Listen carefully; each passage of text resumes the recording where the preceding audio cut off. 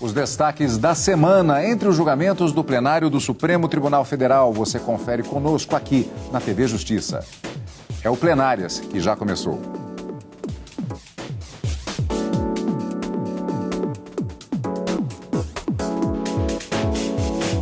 Hoje com os principais momentos das sessões dos dias 7 e 8 de agosto de 2019. Karina, segunda semana de julgamentos deste segundo semestre de 2019, com algumas situações um pouco diferentes.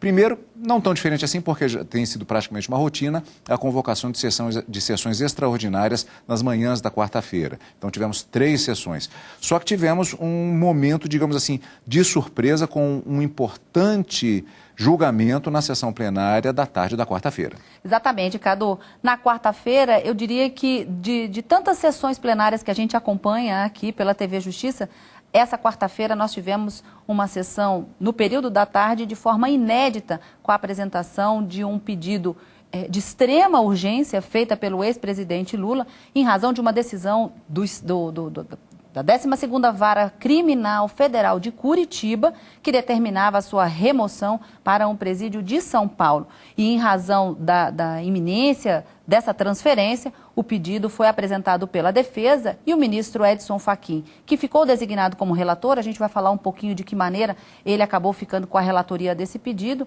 acabou decidindo e referendada pela maioria formada no plenário que o ex-presidente Lula deveria continuar em Curitiba e não ser transferido até que outra decisão fosse proferida. Em caráter liminar, então, mantida a prisão do ex-presidente Lula em Curitiba e não com a sua transferência para o presídio de Tremembé. Um caso bastante inédito, mas as circunstâncias justificavam a deliberação pelo plenário na quarta-feira mesmo, quando então um julgamento que já havia sido iniciado na quarta-feira, na primeira parte da sessão plenária, teve continuidade apenas na quinta-feira. Foi a conclusão da ação direta de inconstitucionalidade, em que questionava diversos dispositivos do Estatuto da Criança e do Adolescente, argumentando o Partido Social Liberal, autor dessa ação direta de inconstitucionalidade, que esses dispositivos violavam, de uma certa forma, a Constituição. E no frigir dos ovos, ao final do julgamento, esse julgamento foi concluído na quinta-feira,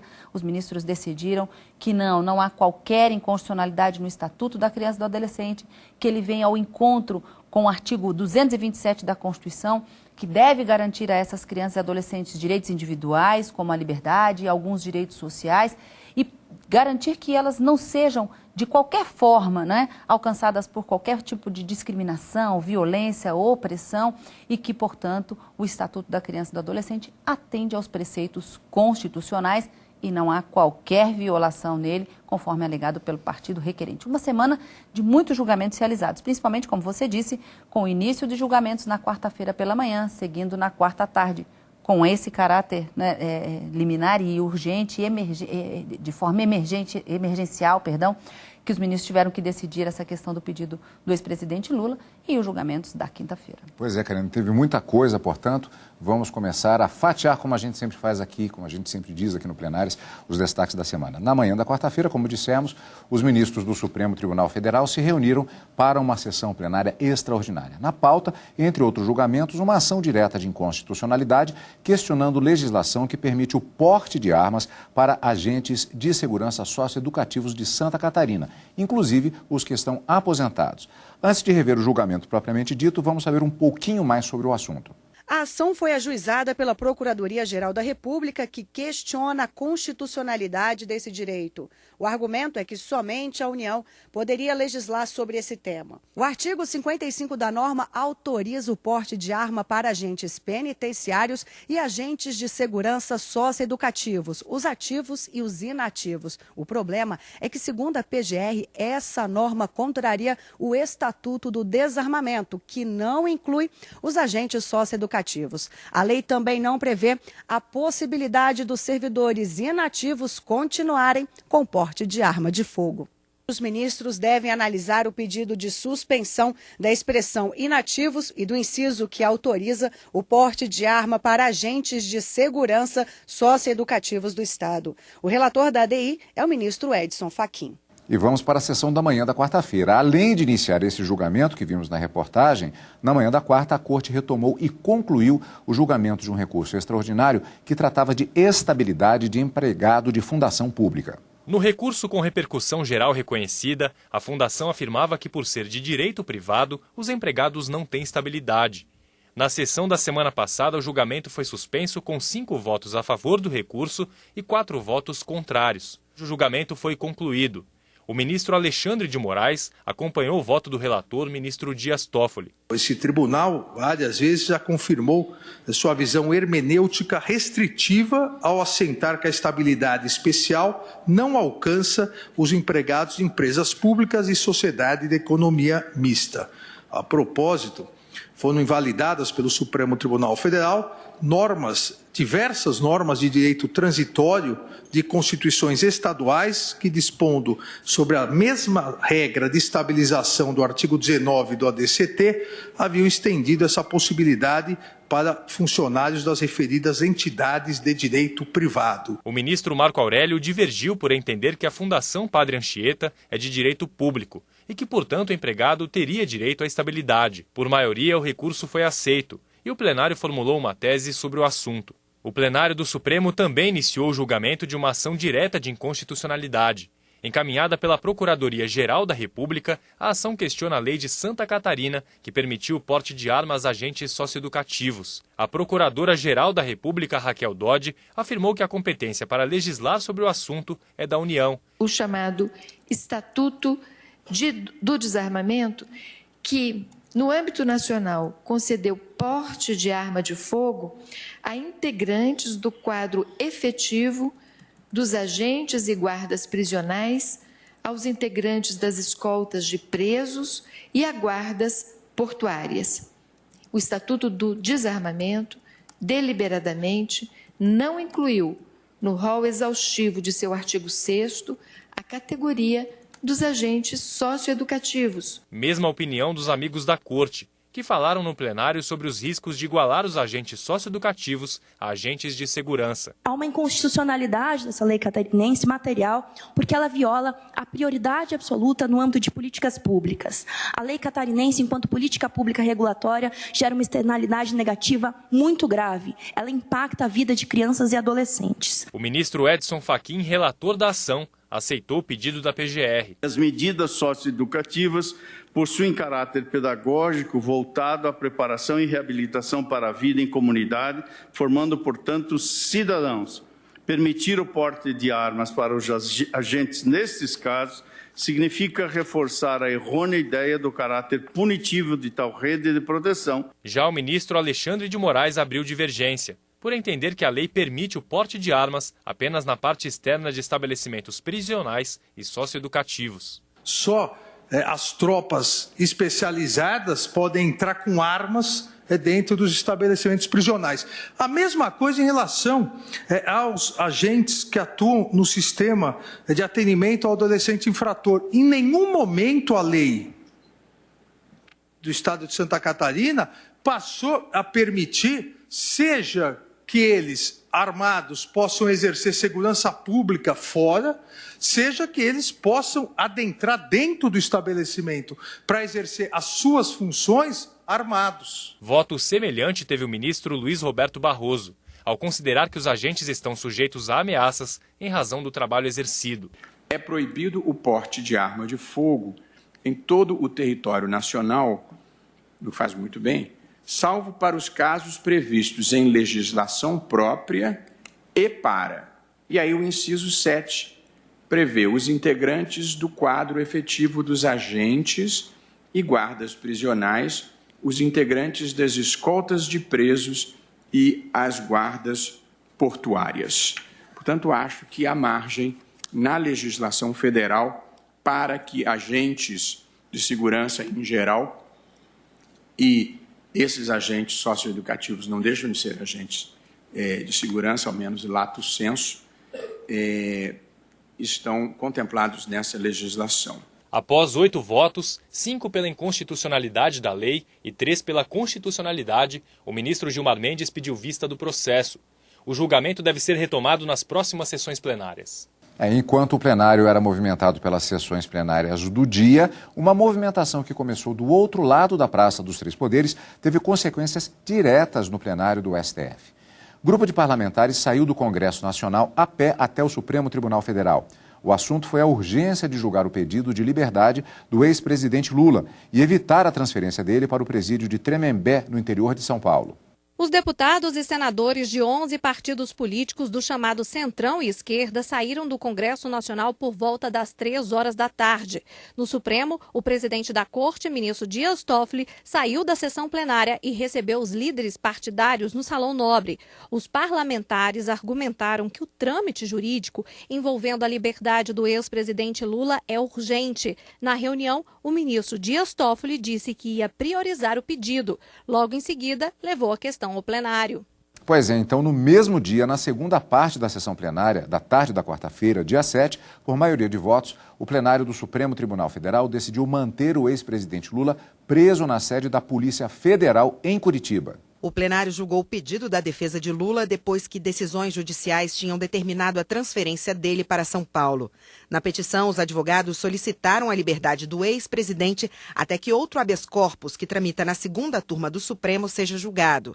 E no caso de negativa, pediram que Lula continuasse preso em Curitiba. O presidente do STF, ministro Dias Toffoli, considerou o caso urgente e levou para a análise de todos os ministros da Corte. A defesa noticia que o juízo da 12ª Vara Federal da Subseção Judiciária de Curitiba, Paraná, autorizou a remoção do paciente das dependências da Superintendência da Polícia Federal no Paraná. Acrescenta que o juízo da Vara de Execução Criminal de São Paulo determinou a implantação do paciente na Penitenciária 2 de Tremembé, São Paulo. Sustenta a defesa que os atos decisórios indicados consubstanciam o agravamento do constrangimento que entende legalmente imposto ao paciente, bem como que a incapacidade estatal deveria ser resolvida em favor do restabelecimento da liberdade de locomoção.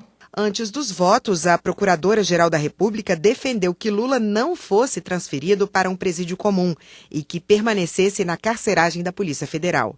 Compete exatamente ao juiz da execução da pena zelar pelo cumprimento correto dessa pena, da pena que foi aplicado ao sentenciado, bem como fiscalizar a execução da pena com concurso do membro do Ministério Público que atua nesta área de jurisdição. O relator, ministro Edson Fachin, votou para suspender a decisão da juíza do Paraná e para manter Lula em cela especial naquele mesmo estado ou em São Paulo. Ele foi acompanhado por 10 ministros. Suspender a eficácia da decisão proferida pelo juízo da 12ª Vara Federal de Curitiba e pela Vara de Execução Penal de São Paulo, até a apreciação final desta presente petição, 82112, e ainda para assegurar ao paciente o direito de permanecer em sala de Estado Maior, tal como se encontra nesse momento. Como a segunda turma não está reunida neste momento e só se reunirá na próxima terça-feira, e dada a urgência da matéria, eu ratifico a decisão do ministro Edson Fachin. Tendo em vista a existência de um processo de habeas corpus que tramita originariamente perante a colenda segunda turma do Supremo Tribunal Federal, nele já havendo sido proferidos 2 votos e sobrevindo um pedido de vista formulado então pelo eminente ministro Gilmar Mendes, a mim me parece que, por uma questão de cautela, se justifica a medida preconizada pelo eminente ministro Luiz Edson Fachin. O único a divergir foi o ministro Marco Aurélio.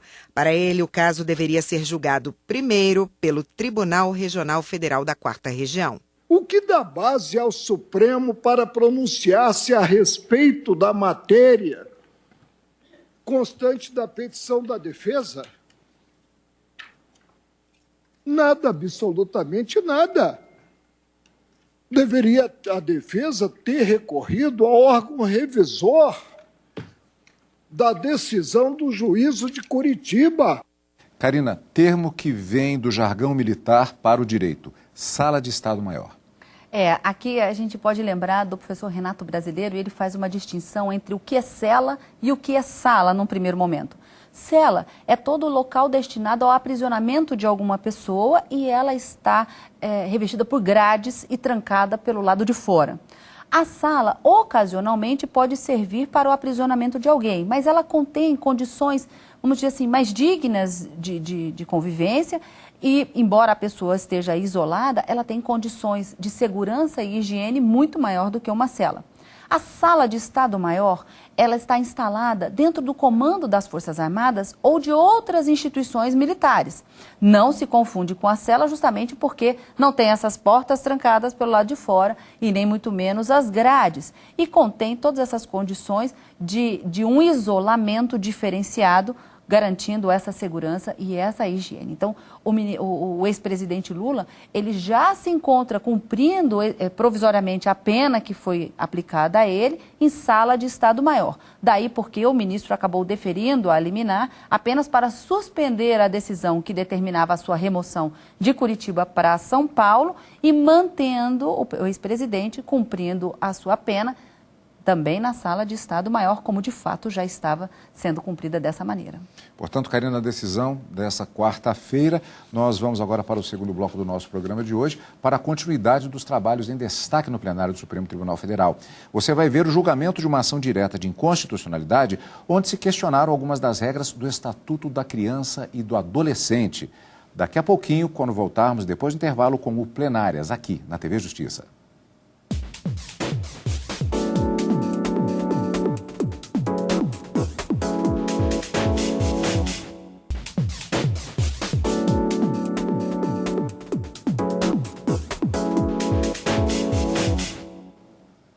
Estamos de volta. Na pauta do plenário do Supremo Tribunal Federal, uma ação direta de inconstitucionalidade que questionou algumas regras do Estatuto da Criança e do Adolescente. Na ação, o Partido Social Liberal pediu que autoridades possam apreender crianças ou adolescentes em situação de rua, mesmo sem indícios de crimes ou infrações. Ainda na quarta-feira foi apresentado o relatório e, na sequência, as sustentações orais com os respectivos argumentos dos advogados da causa. Para o Partido Social Liberal, o Estatuto da Criança e do Adolescente precisa ser mais flexível e aumente as possibilidades de apreensão. O que nós estamos sustentando, sobretudo, é exatamente essa preocupação de que cada vez a questão se agrava mais. A apreensão para averiguação, por ordem escrita e fundamentada da autoridade judiciária competente, artigo 106, enfim, como já exposto, não afeta qualquer bem constitucional. Muito pelo contrário, exatamente nessa noção de preventividade exige o mérito da concepção atual, a doutrina da proteção integral. Entidades de direitos humanos e defensores públicos se posicionaram contra a ação. Para eles, permitir que crianças e adolescentes sejam presas e levadas para delegacias representa um retrocesso. Os autores da presente ação pretendem que retrocedamos décadas no tempo, que voltemos ao tempo das FEBEMs e da FUNABEM, que voltemos a ter crianças de 8 anos sendo recolhidas e encarceradas. Pretende que voltemos a ter os carros dos juizados de menores recolhendo crianças em situação de risco como se fossem meros objetos. Chegaremos inevitavelmente à conclusão de que estamos diante de uma tentativa de saneamento social. É isso que se quer. Exatamente isso. Prender crianças de rua é essa a intenção do partido, independentemente da idade. E aí vamos ao absurdo, vamos imaginar 2, 3, 4, 5, 6, 7 anos, crianças presas? É isso que a petição inicial está propondo. A Advocacia Geral da União e a Procuradoria-Geral da República também defenderam que o Estatuto não seja alterado. Diante, portanto, da clara conformidade do Estatuto da Criança e do Adolescente com os preceitos constitucionais, a Advocacia Geral da União se manifesta pelo conhecimento apenas parcial da ação e, no mérito, pela improcedência dos pedidos. Com relação a crianças e adolescentes do país, o Estatuto da Criança e do Adolescente, ora impugnado, veio a assegurar muito mais do que liberdade. Para crianças e adolescentes, liberdade era pouco. O Estatuto assegura também respeito e dignidade. O julgamento retomado na sessão da quinta-feira. O plenário do Supremo Tribunal Federal decidiu manter artigos do Estatuto da Criança e do Adolescente envolvendo a detenção de menores. No voto, o ministro Gilmar Mendes lembrou dados do Unicef. 18 milhões de crianças vivem no Brasil com recursos insuficientes para a própria sobrevivência. Ele também chamou a atenção sobre a necessidade de melhorar as políticas de proteção para essa população. Segundo o ministro, a ação para derrubar trechos do ECA vai contra o direito à liberdade de menores.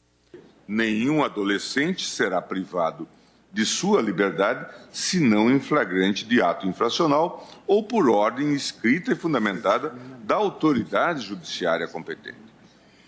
Entendimento em sentido contrário poderia dar aso a apreensões sem fundamento constitucional em violação ao devido processo legal e qualquer tipo de controle. Serviriam ainda para a implementação de uma política higienista que, em vez de reforçar a tutela dos direitos dos menores, restringiria ainda mais o nível de fruição de direitos, amontoando crianças em unidades institucionais sem qualquer cuidado ou preocupação com o bem-estar desses indivíduos. Os ministros do STF julgaram nesse caso a ação do Partido Social Liberal contra artigos do Estatuto. A proibição do ECA de não poder deter crianças e adolescentes para averiguação ou por motivo de perambulação é inconstitucional. Mas, por unanimidade, os ministros decidiram acompanhar o relator. Como se colocou a ação, parece que ou as crianças devem ser recolhidas compulsoriamente, internadas, ou devem ficar na rua sem qualquer atenção. Ou seja, esse corte colocado pela ação não analisou a previsão legal completa do Estatuto da Criança e do Adolescente. Que 6 em cada 10 crianças no Brasil se encontram em situação de algum grau de precariedade. Não é recrudescer o sentido punitivo da legislação com prisões para averiguação e outras distorções que tradicionalmente se praticavam que poderá contribuir para esse problema. O conjunto normativo ele é completo em termos de proteção do menor.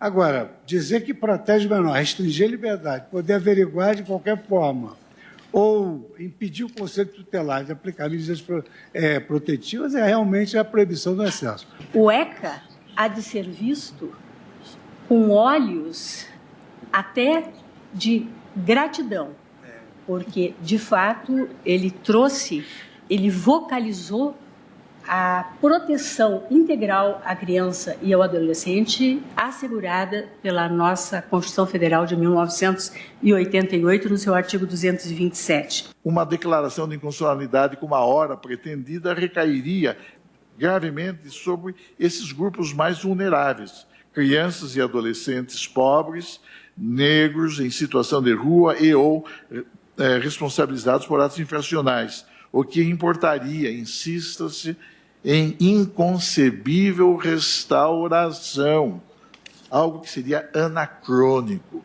em pleno século XXI. Ainda na sessão plenária da quinta-feira, o plenário do Supremo Tribunal Federal derrubou uma lei da Bahia, uma norma estadual que proibia a cobrança de taxa de religação de energia elétrica e de água em caso de corte por falta de pagamento. Karina, vamos voltar aqui à questão do Estatuto da Criança e do Adolescente. Foram 4 pontos específicos que estavam em questionamento e que o plenário, por unanimidade, descartou, mantendo estes pontos específicos como sendo válidos dentro do mundo jurídico. O argumento principal dos ministros é que esse argumento trazido pelo Partido Social Liberal, ele representaria um retrocesso na legislação que vem ao encontro de tratados internacionais e ao encontro daquilo que a própria Constituição Federal previu como proteção integral à criança e ao adolescente no Brasil. O que falta é uma implementação dessas políticas de forma eficaz para que essa proteção integral seja efetivada, mas que, de acordo com o pedido do autor, não deveria ser considerada como inconstitucionais os dispositivos questionados. Então, um primeiro ponto atacava a proibição que o Estatuto da Criança e do Adolescente prevê de apreensão de qualquer natureza dos menores, das crianças e adolescentes, para fins de averiguação ou em razão de perambulação, por estarem perambulando pelas ruas. Há uma proibição nesse tipo de apreensão.